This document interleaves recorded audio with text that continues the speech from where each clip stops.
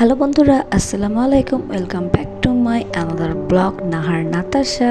নিয়ে এলাম আজকে নতুন একটি ভিডিও। তো আজকে আয়েশের বাইকটি, আয়েশের পাপার, বাট আয়েশের বাইক, আয়েশ নিজেই বলে এটা তার বাইক।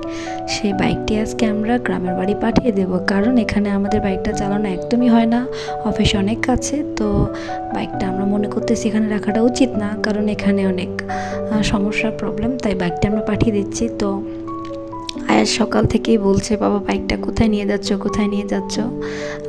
তো আয়াসের অনেক কোশ্চেন, তারপরও আমাদের দিয়ে যেতে হবে। তো আয়াস ভেবেছে তাকে ঘুরতে নিয়ে যাবে। তো এই তো সে ওঠার চেষ্টা করছে, বারবার ব্যর্থ হচ্ছে। তার বাবা ব্যস্ত, কারণ এটা কুরিয়ারে দিয়ে আসতে হবে। তো আয়াসকে আমি বললাম, শেষ সময় আয়াসকে একবার বাইকে তুলে নাও। তো আয়াসকে বললো, বাবা বাইকটি গ্রামের বাড়ি যাচ্ছি, বাসায় যাচ্ছে, তো আমরা যখন বাসায় যাব তখন আমি তোমাকে নিয়ে ঘুরে বেড়াবো। তো এখন আমরা এটা দিয়ে পাঠাই। তখন ও একটু হ্যাপি হয়েছে, বাট মনে মনে অনেক স্যাড তার বাইক, কারণ সে সারাদিনই বাইকে চড়ে চড়ে ভিডিও করবে, বাইকে চড়ে ব্রুম ব্রুম করবে। তাকে আমি জিজ্ঞাসা করলে বলে সে এটা তার বাইক। এই তো তার বাবা স্টার্ট দিচ্ছে। তো আমার ছেলের অনেক কোশ্চেন, বাইকটা কোথায় নিয়ে যাচ্ছে, কেন নিয়ে যাচ্ছে, কারণ এবার সে আসার পরে বাইকটা একদিনও বের করানো হয়নি।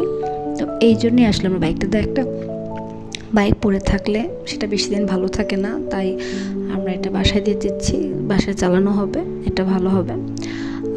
এই তো আয়াস তো অনেক হ্যাপি। সে আজকে প্রথম বাইকের পিছনে বসেছে। তার বাবা আবার ভয় পাচ্ছে সে চিপ ঠিক করে ধরছে কিনা। তো মাশাল্লাহ সে বাইকে সুন্দর করে চলতে পারে, তাই বললাম তাকে একটু ঘুরিয়ে নিয়ে আসো। এই তো সে ঘুরে আসলো। তারপরে ভেবেছিল তাকে বাইরে বেড়াতে নিয়ে যাবে, তো যায়নি। তাকে আমি বোঝানোর পরে সে চলে এলো।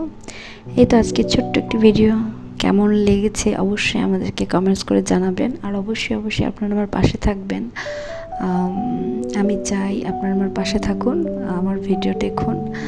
এটাই তো, ভালো থাকবেন, সুস্থ থাকবেন। আসসালামু আলাইকুম। পড়াশোনা